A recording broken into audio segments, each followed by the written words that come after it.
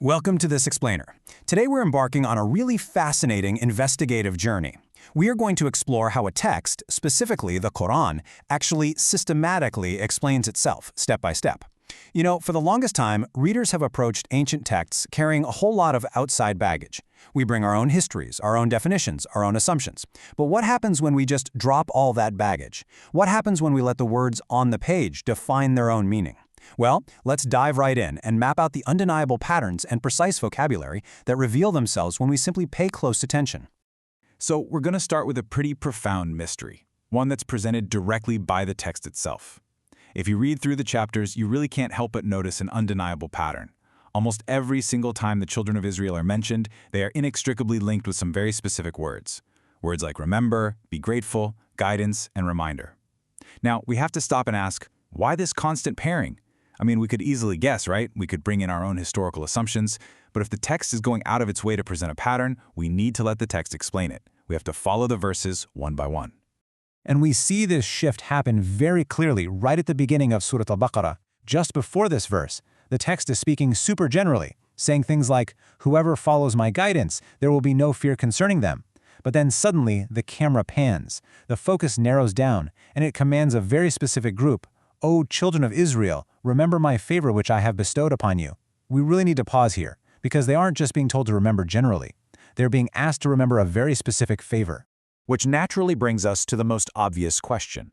What exactly is this favor?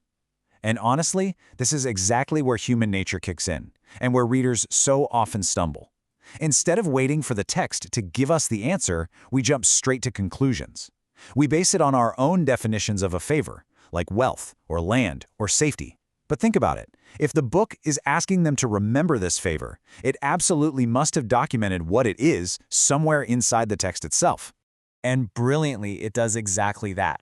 By tracing the verses, we see the Quran actually answers its own question. It defines this favor in 4 very specific ways. First, it is the giving of the book to Moses. Second, it's making that book a guidance. Third, it is the giving of the 9 clear signs. And fourth, it is the granting of prophethood.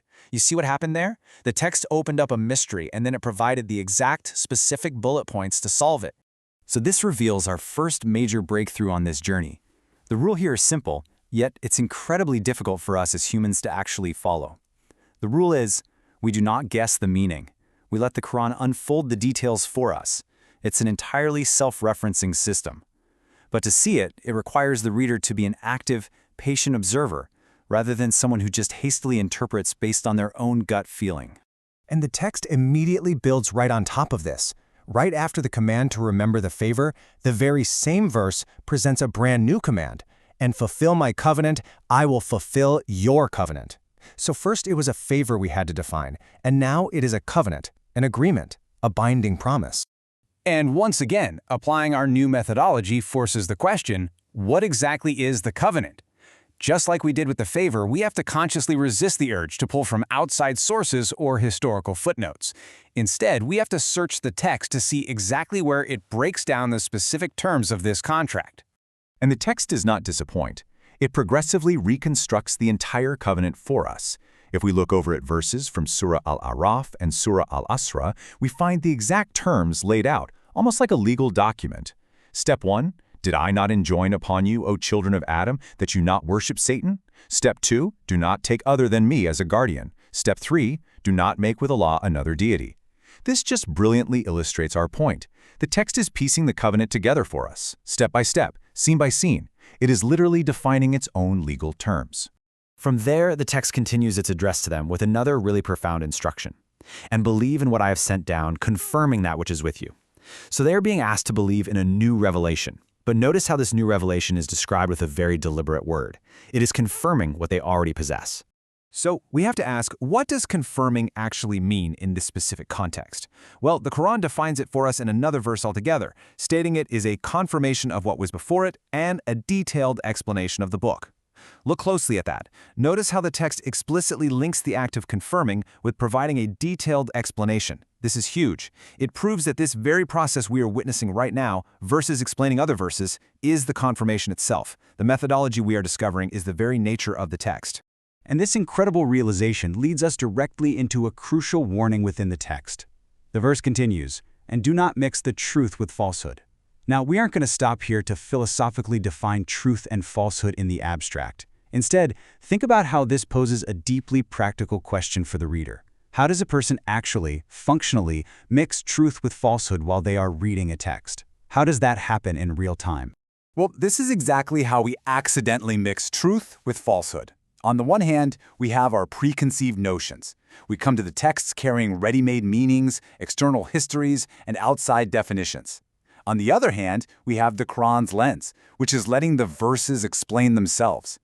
We end up unintentionally obscuring the truth when we approach the text burdened with all those assumptions, rather than just looking through the text's own pristine lens. Which brings us to the core visual metaphor of our entire journey today. The Quran does not change the verses, it changes the lens through which you view them. Letting go of our assumptions allows the text to gently take off our flawed, smudged glasses and replace them with a crystal clear lens. With every single chapter, it breaks a prior assumption and widens the frame, but only if we let it. Okay, so let's put this new, clear lens to the test. Let's look at a highly familiar command, actually one of the most repeated commands in the entire text, and establish prayer. Now, reading this with our new, clear lens, we can't just skim past it like we usually might. We have to stop and ask, why does the text specifically command us to establish prayer rather than simply telling us to pray? It's a very specific word. By questioning this deliberate word choice, we invite the text to explain its own precision. And when we cross-reference the word establish elsewhere within the book, a really beautiful contrast emerges. On one side, we see another verse where the exact same root word is used for a physical object. It says they found therein a wall that wanted to collapse, so he established it, meaning he restored it to its upright position. Then on the flip side, the text speaks of later generations who lost or ruined their prayer. So cross-referencing shows us that establishing something means restoring it to its proper upright foundation. It is an active process of fixing something that's leaning or failing, which contrasts sharply with those who just let it collapse entirely. And this reveals a profoundly logical sequence in the very next instruction, which says, and seek help through patience and prayer. Think about the order here. First, you must establish it. You have to restore it to its true place in your heart. You have to fix that collapsing wall. Only then, second, do you seek help through it. The text lays out a strict, logical roadmap. You cannot truly seek help through prayer until you have first done the hard internal work of restoring its foundation.